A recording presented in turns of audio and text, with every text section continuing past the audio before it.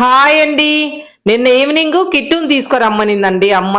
సరే అని చెప్పి 4 కల్లా అయితే కరెక్ట్ గా స్కూల్ దగ్గరికి అయితే వెళ్ళాను. వెళ్ళేసరికి ప్రిన్సిపల్ సార్ దగ్గర అయితే అమాయకంగా నిల్చొని తలకాయ ఉంచుకొని చేతులు వెనక్కి పెట్టుకొని అలాగా అమాయకంగా నిలబడుకున్నారు. సార్ ఏమో అరుస్తూ ఉన్నాడు అనమాట.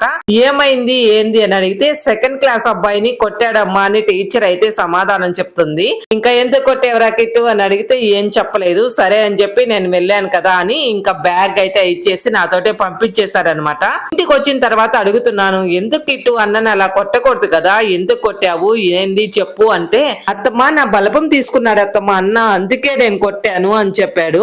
నేను స్కూల్ కి వెళ్లే టైంలో కూడా అండి నేను హోంవర్క్ ఇంగ్లీష్ హోంవర్క్ రాయకుండా నోట్ బుక్ అయితే ఇంటి దగ్గర పెట్టేసి స్కూల్ కి వెళ్ళిపోయి నేను హోంవర్క్ రాశాను సార్, నేనైతే నోట్స్ మర్చిపోయి వచ్చాను, ఇంటి దగ్గర ఉంది అని చెప్పాను.